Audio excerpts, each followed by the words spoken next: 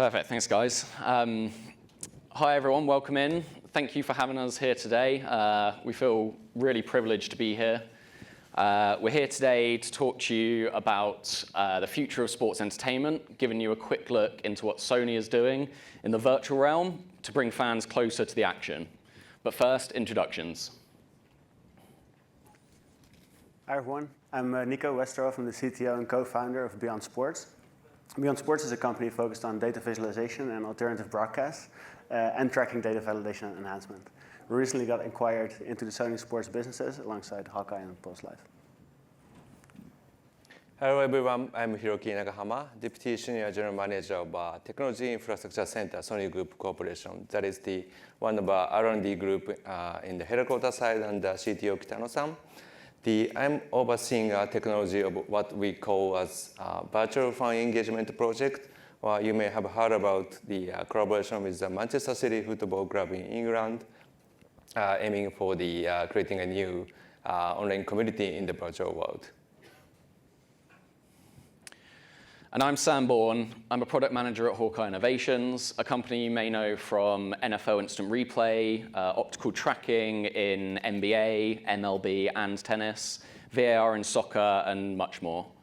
My role is focused on the execution and delivery of our SkeleTrack product and the virtual outputs that are generated based on the skeletal and ball tracking optical data that we collect. So today we're here to talk to you about how Sony is approaching a new frontier, taking optical tracking to the virtual world of sports. Each of us is going to give you a quick walkthrough of what each individual company is doing.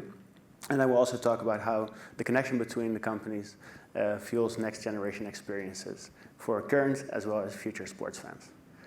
We'll kick it off with Sam from Hawkeye. Perfect. Thanks, Nico. So a quick introduction to Hawkeye for those who haven't come across us before. We're a global leader in the sports technology space, providing officiating and broadcasting enhancement products to 23 of the top 25 sports leagues and federations in the world. The company was founded in 2001, bringing ball tracking technology to Channel 4's cricket coverage in the UK, and kind of enhancing the viewing experience for the viewers at home.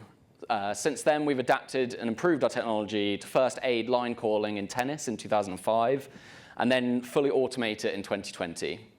Most recently, at the FIFA World Cup in Qatar, we revolutionized the calling of offsides in soccer, using our optical-based tracking technology to automatically detect offside players and display the call in a way that is both clear and visually appealing to fans wherever they may be watching.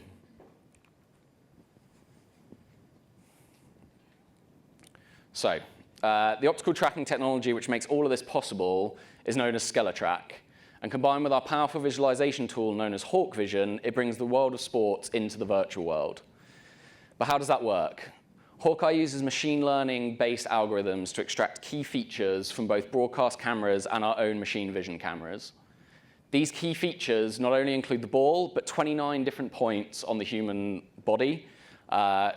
And by combining all the information from the multiple cameras positioned around the playing area, we can produce 3D coordinates for all of the 29 data points for every participant in the game, and of course, the ball.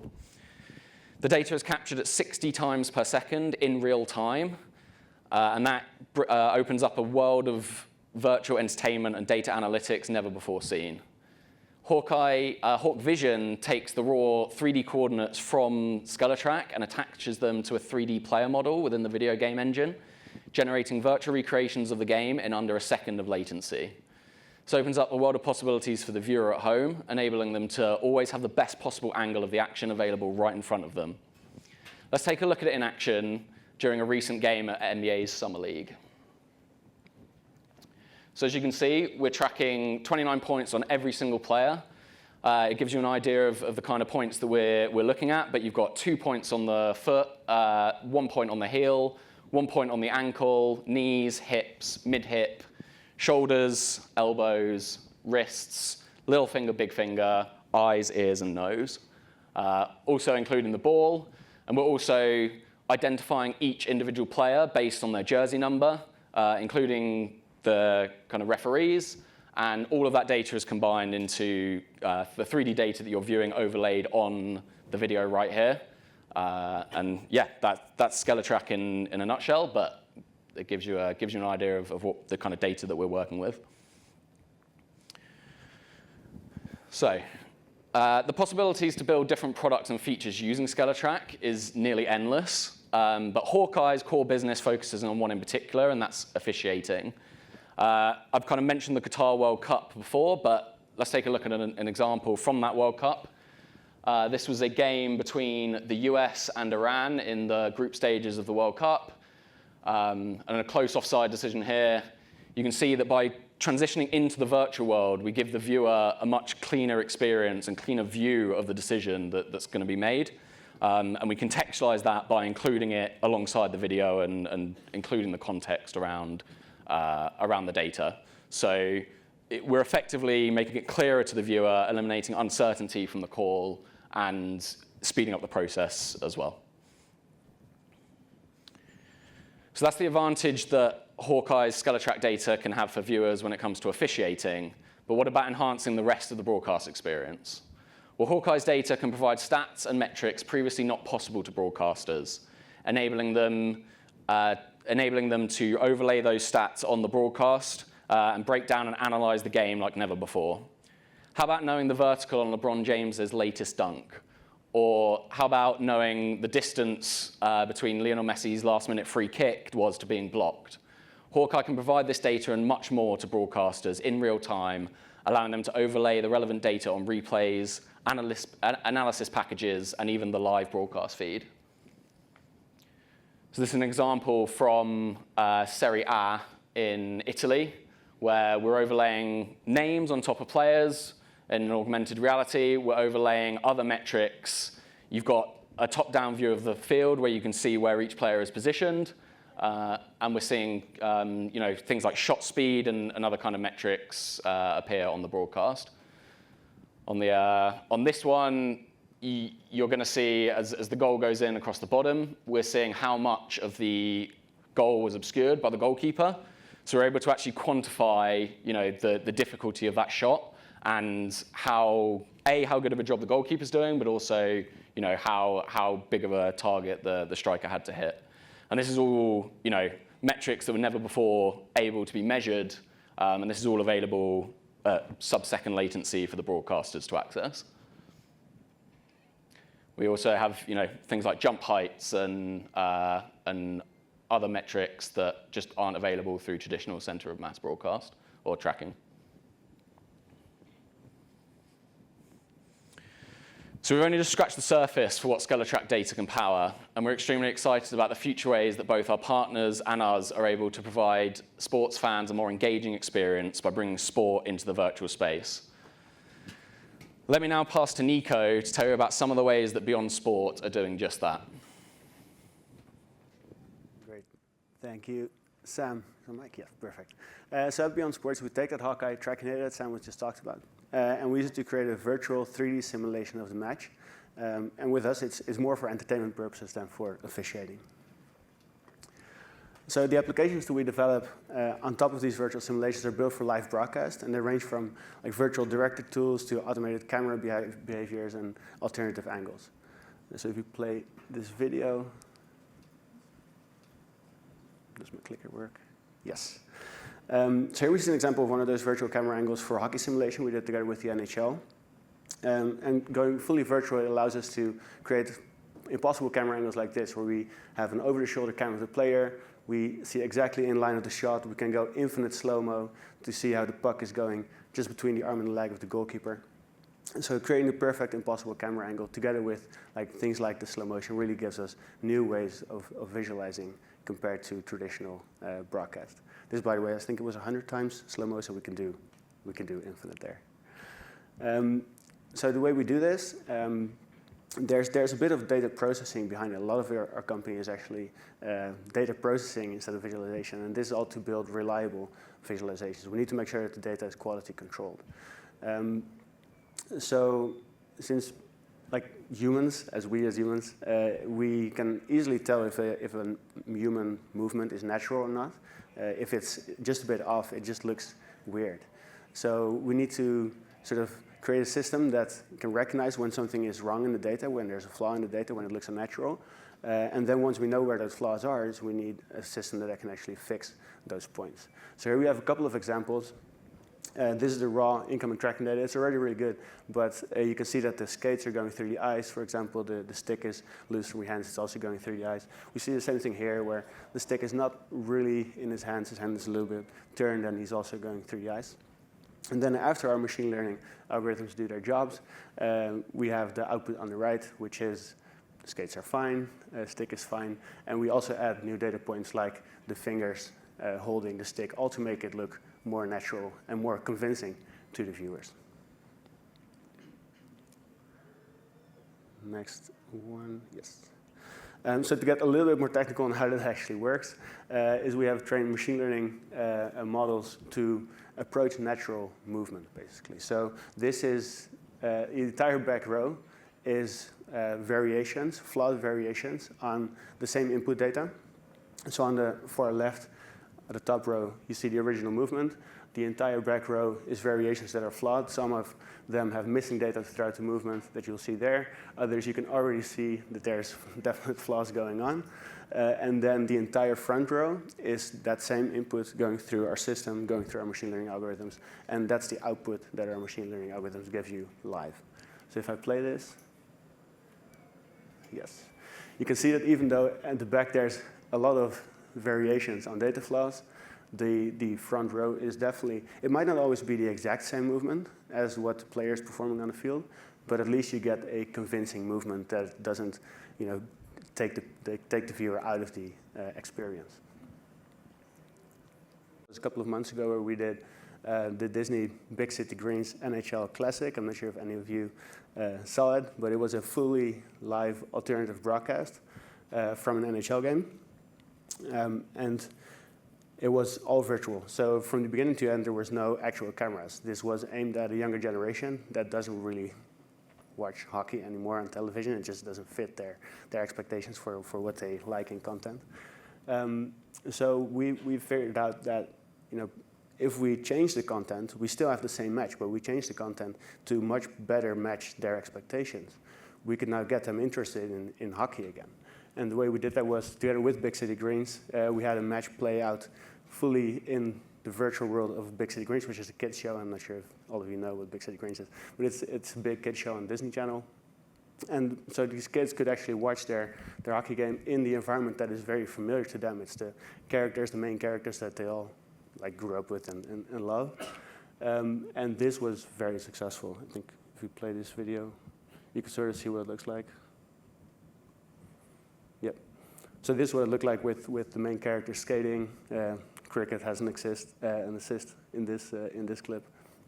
It was all very, very colorful, very fun. We add different effects, different elements, cartoony effects. We had storylines going throughout the broadcast that are not necessarily tied to the game, but made it more fun for these kids to watch. It was almost like they were watching an episode of Big City Greens, where in this case you had the zoo animals escaped from the local zoo, and they were all ringside as well. So that's sort of how we make the entire broadcast more interesting for kids. And it was very successful.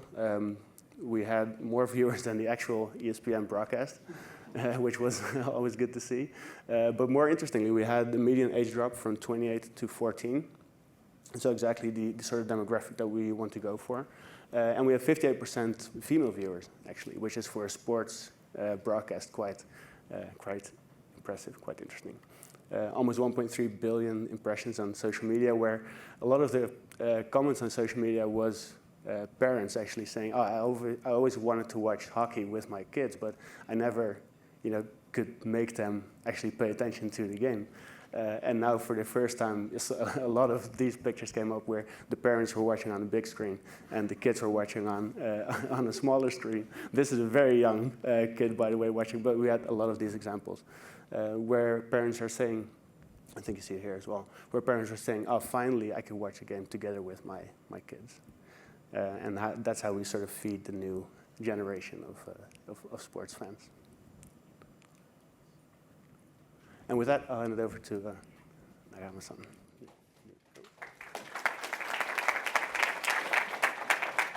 Thank you. Thank you, Nico. It's really exciting to see the kind of a spider-verse version of the tennis play and also the big city, the Disney case. It's really, I feel that like that will stimulate many creators to come up with a new contents based on the tracking data.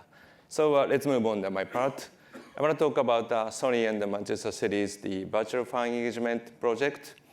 So unlike Sam and Nico talked about their products in the business side, this is the R&D initiative from a long-term perspective to expand the field of the engagement in the virtual world.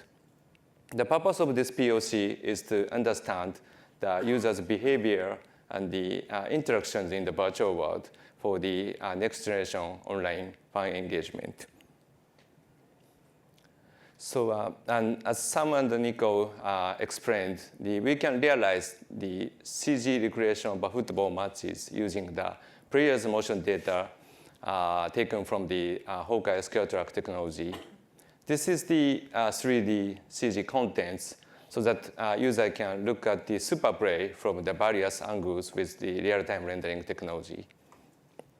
So this experience is like a free viewpoint CG recreation highlight is the quite differentiating contents, but it's a little bit difficult to keep user engaged by just providing CG highlight contents.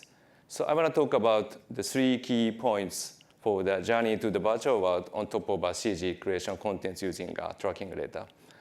And this is the virtual stadium, the social, and recurring engagement. I want to talk one by one. So first one is the virtual stadium.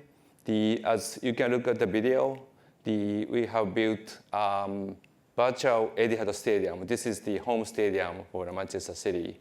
We have built the quite realistic virtual stadium as a real one.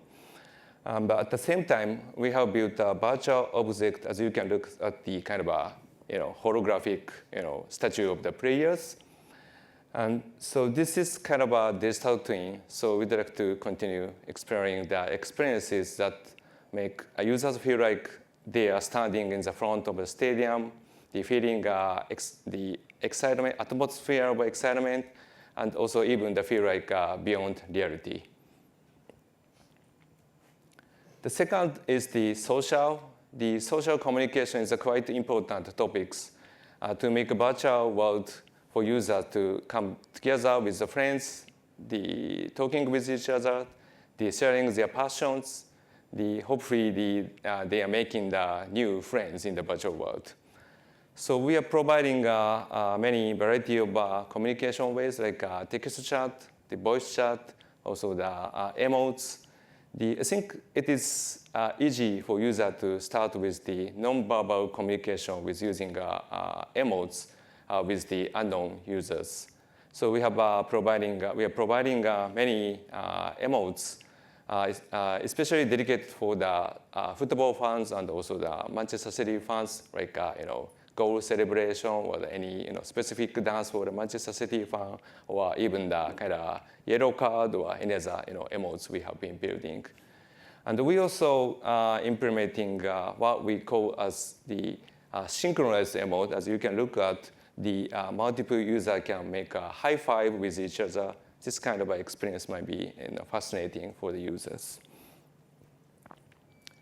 The last but not least, recurring engagement. This is the most important aspect from the fan engagement perspective and also the monetization perspective. There are many ways to promote the motivation for user to come back again to the virtual world. This is the 3 examples I'm showing. The first one is a non-match day experiences. Actually, in the football matches, football matches will be held once or twice a week, meaning that most of the time we cannot provide the highlight contents. So we have to make a new experiences by, for example, kind of making new events in the virtual world or new mini games for the virtual worlds that will keep the stickiness of the users. The second is again the socialization. As I mentioned earlier slide, the social communication with the other friend will become the motivation for user to come back again to the virtual world. Finally, the game mechanics like earning the virtual point and the daily mission will give users the new virtual point. Then using a virtual point, the user can purchase any digital item. I mean, we are providing a digital store, the digital Manchester City store in front of the virtual stadium. They can purchase the digital item to express their the appearance of the avatars. And also the leaderboards for some competition like a mini game. That will drive the competition with the other users. These kind of the game mechanics and the game methodology and the techniques taken from the game industry are quite important to make a new engagement for the users. We require the careful design of a game mechanics to keep the user engagement.